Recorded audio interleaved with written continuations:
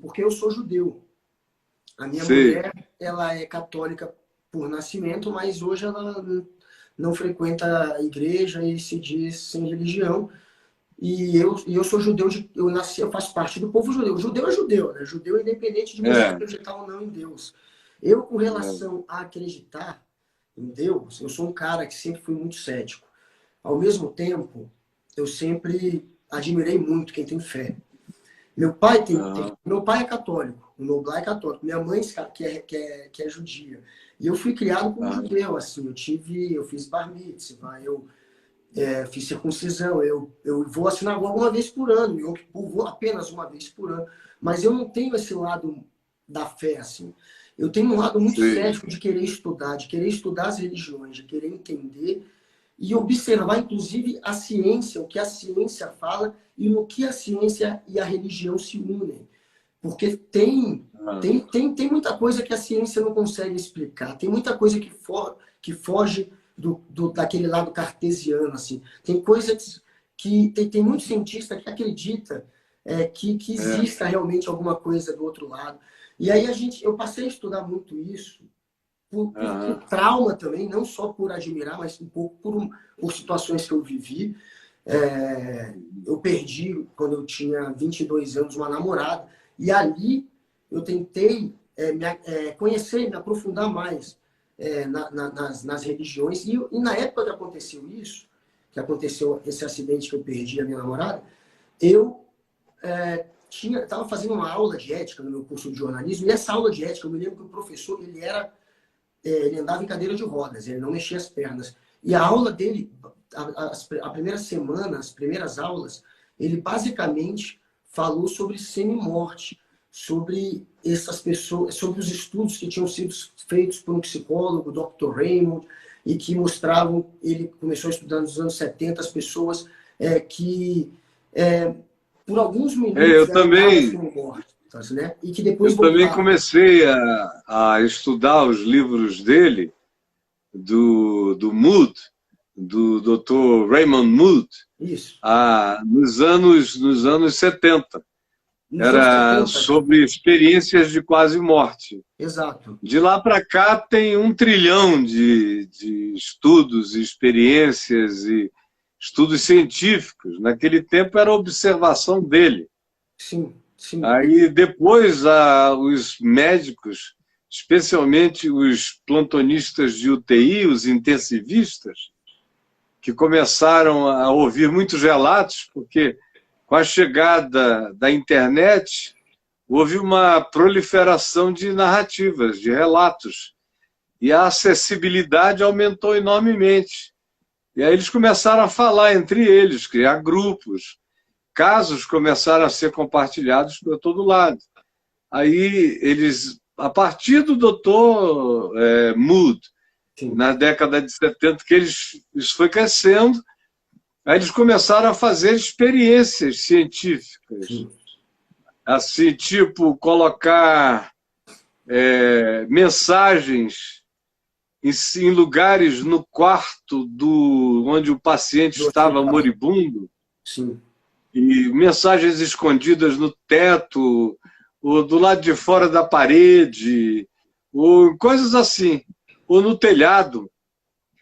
E aí os caras morriam, eles entravam em processo de ressuscitação, especialmente aqueles casos longos que ultrapassavam os 4, 5, 6 minutos, claro. iam a 20, iam a 30, tem casos extraordinários de reanimações para além do concebível. Sim, E aí muitos desses indivíduos voltavam contando essas histórias. Tinha gente que tinha visto um acidente na esquina, de tão fora do corpo que estava. Outros tiveram experiências imediatas de transcendência. Morreram e transcenderam, entraram num ambiente paralelo de transcendência. sim. E aí tem uma infinidade de histórias também a esse respeito, até que foram reanimados e com a reanimação físico-orgânica e neural, eles acordaram outra vez dentro dos seus próprios corpos. Então, eu também tenho centenas de leituras de anos e anos de pesquisa, entre outras coisas, a esse respeito também. Mas sim, desculpe a minha interrupção. Não, eu acho muito bom, porque eu pesquisando, sempre que eu pesquiso, uma vez eu estava pesquisando aqueles Zeitgeist, aquele documentário, e aí eu caí num vídeo seu, e é muito bom, porque realmente você sempre tem muito conteúdo para falar, e lá você refutava os Zeitgeist, né? Você dizia que Jesus realmente passou por aqui, e que há, sim, como provar isso, não é apenas um ou dois historiadores sem credibilidade que tenham dito isso. Mas, assim, eu sempre gosto de ouvir teu ponto de vista nesses assuntos em especial. E com relação a semi-morte, esse meu professor foi muito interessante, porque ele passou um documentário sobre isso, e logo depois aconteceu de eu perder minha namorada, e aí eu passei a estudar, mas foi muito junto com a aula que eu estava tendo, tudo isso. E aí comecei a tentar estudar um pouco mais e entender um pouco mais sobre isso. E tem casos que são fascinantes. Tem um caso, inclusive, de uma cantora americana que foi a primeira... Ela tinha um aneurisma cerebral que era num ponto onde, naquela época, anos 80 ainda, não se fazia operação ali, não tinha como se chegar ali. E ela passou na mão de vários cirurgiões e ninguém queria tentar operá-la, mas ela ia morrer, era inevitável. E um deles topou, ele topou operar. E a operação era tão delicada que eles tinham que matá-la por alguns minutos. Eles colocavam gelo no corpo todo dela e eles tinham que parar todo tipo ela não podia ter nenhum tipo de pensamento, né, de transmissão de função neural. Neural, exatamente, não podia. Então ela tinha que estar morta. E eles fizeram todo esse trabalho, ela ficou morta por alguns minutos e sendo monitorada para não poder ter nenhum tipo de reação. Ela estava morta, com uma fita crepe no rosto, com um tubo na boca, de um jeito com que ela não teria como ver nada, como observar nada, ela estava morta. E deu certo a operação. Eles operaram e ela voltou. Foi a primeira vez que foi bem sucedida esse tipo de operação.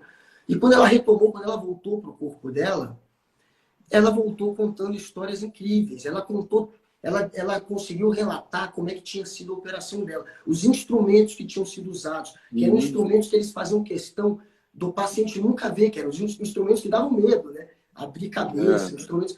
E ela contou o que eles conversaram. Ela contou uma série de situações que convenceu todos eles de que ela observou tudo aquilo no momento que ela estava sendo monitorada e que estava morta, portanto, e ela não teria como observar nada. Então, essa é um dos casos mais... Ela tem uma quantidade extraordinária de histórias. Durante bons anos, eu passava aqui com uma regularidade enorme no meu programa, no Papo de Graça. Eu pegava um documentário, pelo menos uma vez na semana, um documentário de experiência de quase morte, e passava no tempo que a internet não tinha nenhuma restrição, nem o YouTube, nem ninguém, era aquele tempo do a quem interessar possa. E aí eu passava os documentários e comentava uma vez por semana esses documentários. Você encontra ainda, se você entrar no meu portal, portalcaifab.net, e escrever lá experiência de quase morte, vou olhar. Você vai encontrar um bocado de coisas, e outras em outras ocasiões são textos meus, mas eu sempre gostei muito disso. Eu não creio que a religião vá se reconciliar com a ciência, mas eu creio que o futuro vai produzir uma reconciliação entre espiritualidade e ciência.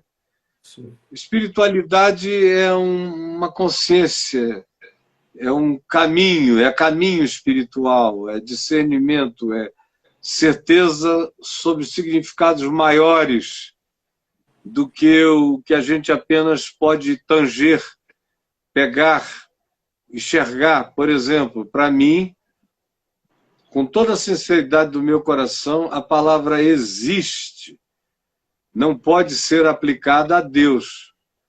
Quer dizer, essa questão toda de saber se Deus existe ou se Deus não existe, para mim é uma questão morta. Porque essa é uma palavra que não se aplica a Deus. Porque se Deus é Deus, ele não existe. Porque se ele existe, ele não é Deus. Porque o Deus que existe é verificável, é estudável, é achável, é constatável, é mensurável. Logo, é finito. Logo, não é Deus. E o Deus, que é eterno, infinito, embora seja amor e misericórdia, e justiça e verdade, todavia, ele não existe para fins de mensurabilidade, ele é espírito. Para além do que a NASA, para além do que qualquer que seja o laboratório sofisticado possa constatar. A própria ciência, conforme a gente a conhece, nos seus aspectos mais desenvolvidos, que eu amo, estudar a ciência, para mim, me dá uma alegria de como quando eu estou lendo a Bíblia, ou quando eu comecei a ler a Bíblia e que tudo era novo para mim. A ciência me dá essa sensação de progressão de novidades. E eu acompanho isso a minha vida inteira com muita alegria espiritual, com muita alegria em Deus, porque foi Ele que criou todos esses fenômenos, essas maravilhas. Então, eu vou acompanhando e encontro lá, na melhor ciência física, você chega a uma singularidade intransponível. Eu tenho ouvido todos os grandes cientistas de física da humanidade, todos eles praticamente creem que a existência é uma coisa sem solução, quando se trata de realmente chegar ao que seja o fim de qualquer processo, o início absoluto de tudo. Porque você chega lá hoje, você esbarra numa singularidade densa, numa matéria pré-Big Bang, que era todo o adensamento de todos os universos que a gente conhece, hoje com os telescópios adensados numa matéria do tamanho de uma ervilha. Agora, o universo inteiro nessa matéria, só que uma matéria do tamanho de um caroço de ervilha, que adense toda a energia, toda a massa do universo e todos os fenômenos combinados, é uma coisa absolutamente complexa, que não dá para a gente simplesmente dizer foi o adensamento da matéria de algo que veio de uma singularidade do tamanho de um caroço de ervilha. Eu vou dizer, mas não é só e daí, é agora que o problema começa, meu querido. É agora que ele começa. Exatamente. Não é aqui que ele termina, é aqui que ele começa. É para além daqui, porque isso aqui existe. Agora, quem criou isso aqui não existe. Não existe como constatabilidade, não existe como material de pesquisa científica. Ele é espírito. Ele é acessado pela fé. A ciência me leva num caminho de estupefação, chega num certo momento em que eu tenho que dobrar os meus joelhos. É interessante você falar isso, porque, de certa maneira, a ciência é que me leva a ter algum grau de fé, já que eu sou um cara cético, e eu vejo também na ciência esse caminho. A ciência me levou a acreditar, me leva pelo menos a ter esperança, já que quando eu era criança, realmente eu acreditava eu tinha essa crença de Deus, eu acreditava em Deus, eu rezava. As últimas vezes que eu realmente rezei para Deus, falando com Deus, achando que eu estava me comunicando com Deus, eu ainda era criança. E eu me lembro que eu fazia muito assim, umas rezas meio que pedindo para Deus, para que se fosse para alguém da minha família passar por algum problema, alguém se machucar entre eu e os meus irmãos, se alguém tivesse que se cortar, quebrar o braço, que fosse eu. Eu me lembro que essa era a época que eu rezava. Eu pedia para Deus para me colocar ali como a pessoa da família que seria o bucha de canhão da família. Se é para acontecer alguma coisa errada, que seja comigo. Seja comigo. Que seja comigo. Depois, eu passei a desacreditar muito, assim, e muito pro lado da ciência. E a ciência acabou me levando a ter um pouco de fé de novo, acreditar que pode sim existir espírito. Mas você sabe, o que acontece numa hora dessa? É que você, com 8 anos de idade, tinha essa fé. Tipo, Deus, se for acontecer algo com alguém da minha família que seja comigo, você tinha esse sentimento, esse altruísmo, Sim. E você aprendeu de Deus lá na sinagoga, ou você ouviu a sua mãe falar, ou você viu seu pai manifestar também a crença católica dele de algum modo, de alguma forma. Isso passa para a criança. Claro. E a criança faz a síntese dela. Você não tinha uma fé judia e nem tinha uma fé católica. Você tinha interpretações do seu pai e da sua mãe, que você fazia com muito afeto. Sim. À medida em que você foi crescendo, numa casa de jornalistas, meu amigo, com fontes te dizendo as porcarias do mundo inteiro.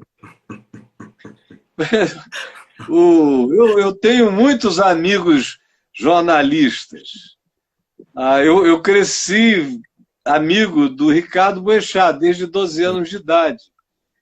E o apelido dele lá na rua era Pato, e o Patinho. Nós fomos amigos a vida inteira, a vida toda. E eu sei como é que funciona o negócio. Eu tenho amigos jornalistas, alguns dos melhores no Rio de Janeiro e São Paulo, e que de vez em quando me acionavam, e ainda hoje às vezes me acionam como fonte, querendo saber alguma coisa, ou a minha opinião de uma determinada coisa. Eu tive uma revista que fez muito furo no Globo, e o Globo repercutia no dia seguinte o que a gente tinha dado antes, a Folha, o Estadão. Ela foi um furor nos anos 90, a revista Vinde. Tinha jornalistas ótimos que eu tirei do JB, do Globo, do Dia, para irem trabalhar comigo. E na revista ela se tornou a segunda maior revista do grupo da Editora 3, da Isto É. Lá era uma parceria minha com o Domingos Azugaray. Então ela saía com 200, com 300 mil exemplares. Naquele tempo, meu Deus, era uma coisa enorme. Hoje em dia seria maior ainda, porque está tudo encolhendo. Hoje em dia tudo encolhendo. Seria a maior venda do Brasil. Hoje em dia nada mais publicação impressa chega. Então, ela saía assim, com esse peso. E tinha uma estrutura hiper, super profissional. Então eu sei o que é. Eu tenho amigos até hoje que estão aí enfronhados dos intestinos do jornalismo. Um deles é um cara muito espirituoso, com quem eu falei hoje 2 vezes. Ele me falou, há muitos anos atrás, ele me falou, eu fiz o casamento dele, batizei os 2 filhos dele, embora ele não seja religioso, mas ele aprendeu comigo a ter uma espiritualidade. Então, há muitos anos atrás, ele me falou, olha, Caio, você quer saber de uma coisa? Eu estou convencido de que eu trabalho no intestino grosso da humanidade. Porque tudo que é bosta do mundo passa por mim. Eu sou um pólipo nesse intestino. Aí vem porcaria de político, porcaria de padre, de pastor, de cardeal, de todo mundo, de rabino. Meu Deus, é casa de jornalista.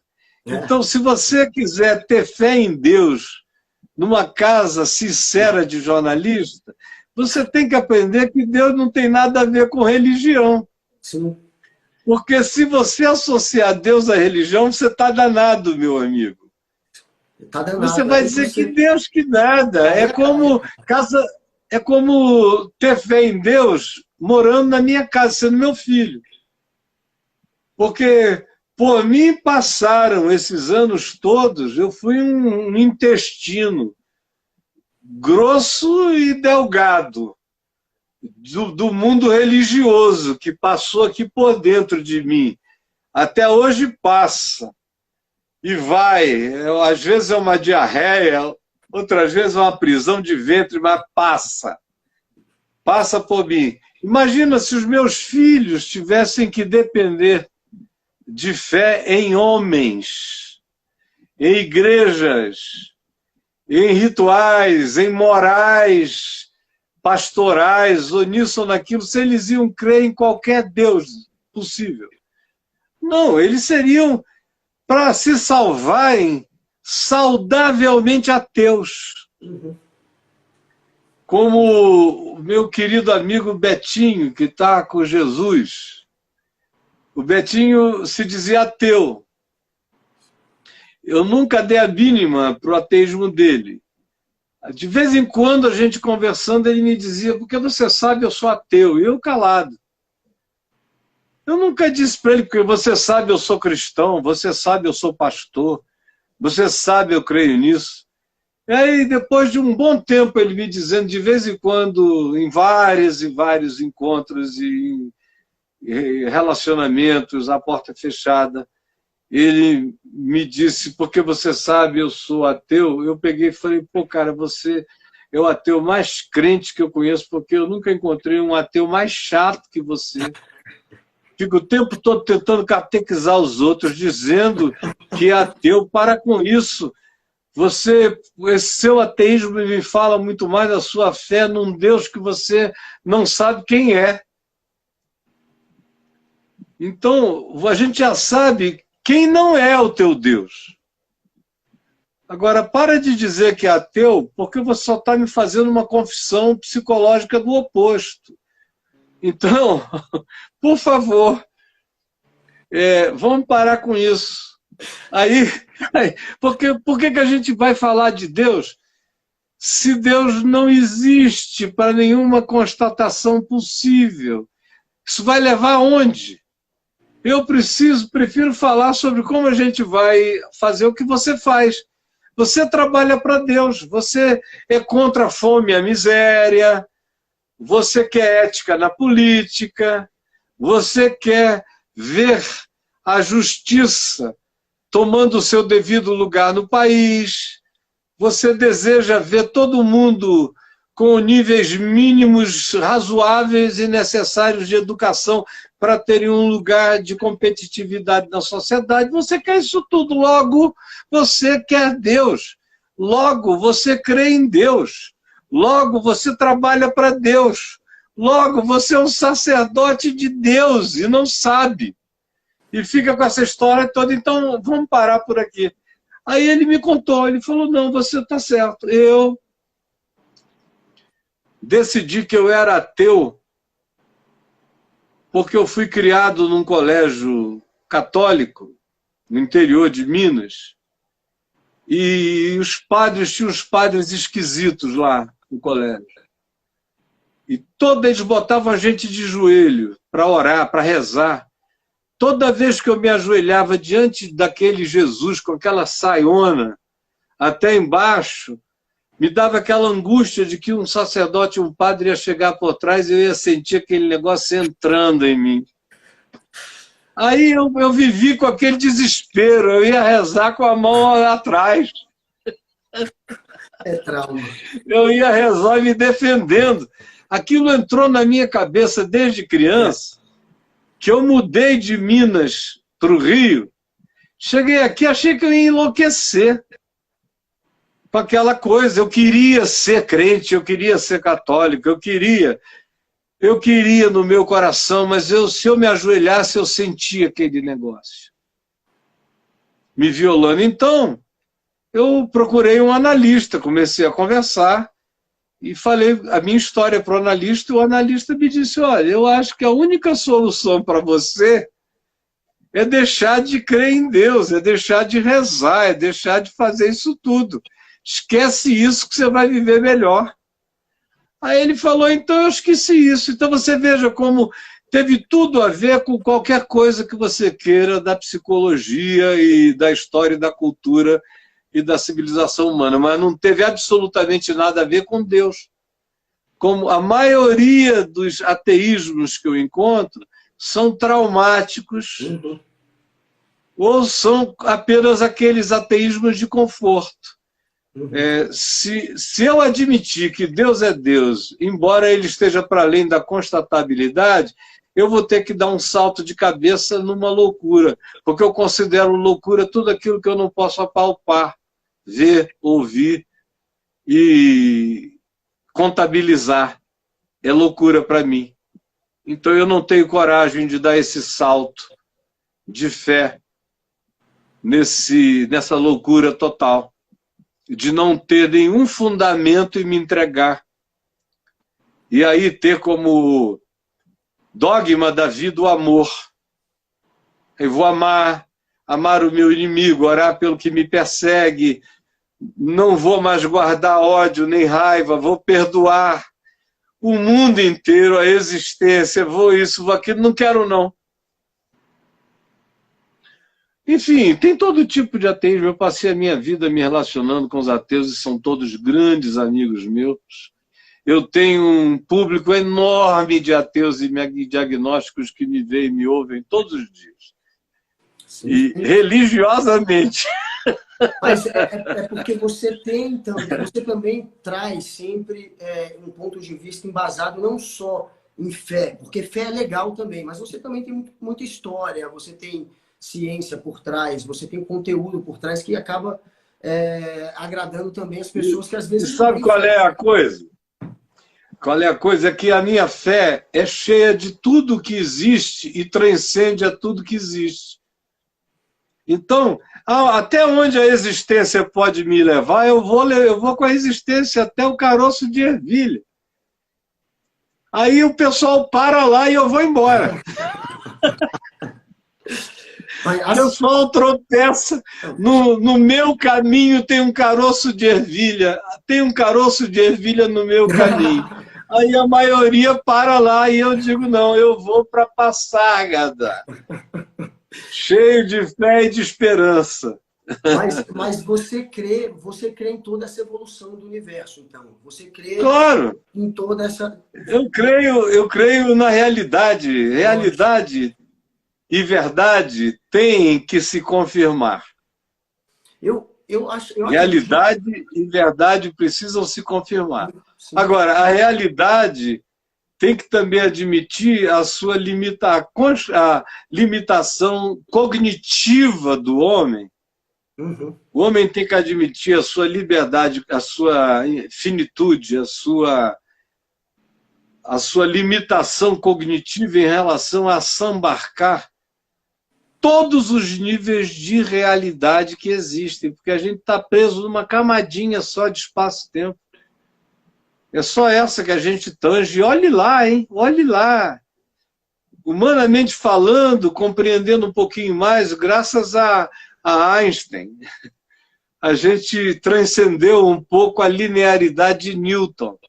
Mas é finito. Eu tenho que ter uma certa lucidez cognitiva para admitir a finitude da minha cognição. E que existem coisas que estão para além disso aí. Senão, não dá. Eu vou ficar muito diminuído. É por isso que eu digo, eu me sinto numa vantagem extraordinária, porque eu não tenho nenhuma briga com a ciência é minha amiga. E aonde ela para, eu transcendo a ela e vou em frente, com toda a harmonia.